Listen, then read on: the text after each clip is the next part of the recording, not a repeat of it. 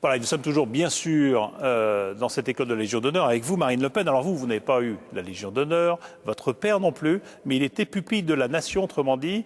Son père avait sauté sur une mine pendant la guerre, et donc ça lui a valu d'être pupille de la nation, pris en charge, il avait voulu, par l'État, pour des études ou des choses comme ça. Et je signale votre livre que vous avez écrit il y a maintenant 4-5 ans, qui s'appelle Marine Le Pen à contre-flot, et qui est assez surprenant, pour qui ne vous connaît pas, sur ce qu'a été votre parcours, si je puis dire, jusqu'à présent. Alors vous êtes députée européenne, vous êtes conseillère municipale à Hénin-Beaumont, vous êtes conseillère régionale dans le Nord-Pas-de-Calais, vous êtes vice-présidente du Front National, candidate à la succession de votre père. Vous dites le procès en népotisme, on me l'a fait depuis que je suis tout petite. Oui. C'est ça? Bah oui, bien sûr, quand on est la fille du chef, puisque Jean-Marie Le Pen était le chef par définition, on commence par vous en demander beaucoup plus qu'aux autres. Donc dès toute petite, j'ai d'abord commencé par être l'avocat de mon père, même très jeune, puisque par définition on venait me dire « mais ton père a fait ceci, ton père a fait cela, il a dit ceci, il a dit cela, qu'en est-il ?» etc. Donc on devient déjà très vite... Le porte-parole. Le porte-parole, voilà, c'est ça. Et le défenseur et du même père. l'avocat, et même l'avocat. Mais sur cette succession-là, puisque votre père s'est prononcé pour vous contre Bruno Gollnisch, pour sa succession, il a quand même pris parti. Je le disais que l'une de vos deux sœurs, Marie-Caroline, avait dirigé National Vidéo, je ne sais pas si elle le fait toujours, que l'autre sœur, Yann, avait travaillé pour le Front National en 2007, je ne sais pas si elle le fait toujours, que votre nièce, Marion Maréchal Le Pen, s'est présentée à 18 ans dans les Yvelines. On se dit quoi? C'est une affaire de famille, le Front National?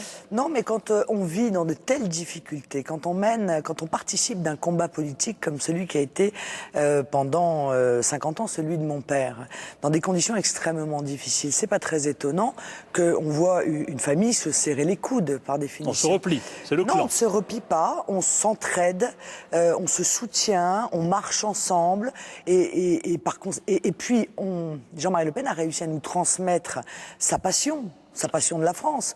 C'est assez habituel d'ailleurs, il n'y a pas que en politique que l'on voit ça. C'est vrai dans des familles de musiciens, il y en a dans plein de domaines. Dans des familles d'artisans, c'est vrai dans beaucoup d'autres familles. Parfois ça marche et puis parfois ça ne marche pas. De façon un peu méchante, pour vous, on a parlé d'un parfum monégasque qui entourait la famille Le Pen. Mais pourquoi cela? Pourquoi dit-on cela de moi? Je me présente aux élections internes du Front National. Les adhérents du Front National vont pouvoir voter. S'ils ne veulent pas de moi, je ne serai pas élu. S'ils veulent de moi, je serai élu. Il y a l'onction démocratique. Oui, mais je crois que c'est important, bien sûr, la démocratie. On peut être choisi par son père pour être candidate ici ou là. On a l'onction du parti d'abord. Et ça tout le monde ne l'a pas. Non, mais écoutez, ça fait 10 ans. Non, d'abord non. Parce que pour être candidate au Front National, ce n'est pas l'onction du chef qu'il faut avoir, c'est la confiance de 20 secrétaires départementaux. Bon, ça fait quand même 10 ans. Et si le père décide qu'on donne l'onction à la fille, a priori, les secrétaires s'exécutent. Non, mais écoutez, non, mais écoute, très franchement, je serais tombée de nulle part. J'arrive là comme ça, comme candidate à la présidence du Front National. Je n'ai pas derrière moi une vie de militante. Je ne me suis pas présentée à des élections. Je n'ai pas mené des campagnes. On ne m'a pas confié des responsabilités au sein du Front National que je crois avoir remplies. Je n'ai pas été le porte-parole. C'est pas seulement un héritage, c'est un parcours. Voilà, je n'ai pas été le porte-parole du Front National. Dans votre livre, à contre-flot, quand on lit ça, vous racontez quand même vos débuts, vos premier contact avec la politique assez rude, puisqu'il s'agit d'une bombe, d'un attentat qui vise le domicile que vous occupez avec vos parents. Vous avez 8 ans. Vous racontez les colibés, les injures, etc. à l'école parce que vous appelez Le Pen. Vous racontez justement ce cabinet d'avocats où petit à petit, quand il s'agit de stagiaires chez un cabinet d'avocats, on dit « Oh, la fille Le Pen, on n'en veut pas », etc., etc. Donc on se dit, est-ce qu'au fond, vous pouviez faire autre chose qu'être au Front National ? C'est une vraie question. Et je le dis d'ailleurs, je crois avec beaucoup de sincérité dans mon livre. J'ai dit quand j'étais jeune, la question n'est pas de savoir qu'est-ce que je voulais faire, mais qu'est-ce qu'on me laisserait faire. Et pourtant, je suis devenu avocat, quand même. Mais j'ai renoncé, par exemple, à être procureur, ce que je voulais être. Parce que je savais que, évidemment, le pouvoir ne me laisserait pas... Partout, vous avez lancé votre nom à la figure.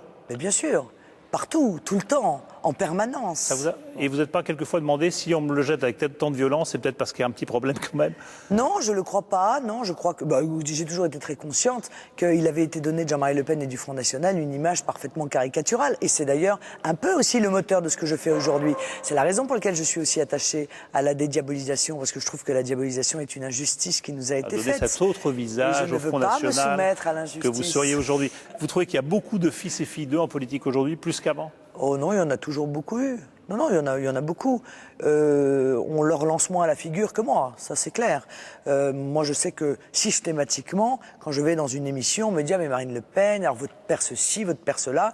C'est vrai qu'on n'accorde pas le même traitement à Madame Aubry, qui est rarement obligée de faire face... Ça s'appelle Aubry, ça s'appelle pas Delors. Donc déjà, ça brouille peut-être éventuellement le message. Mais... D'accord.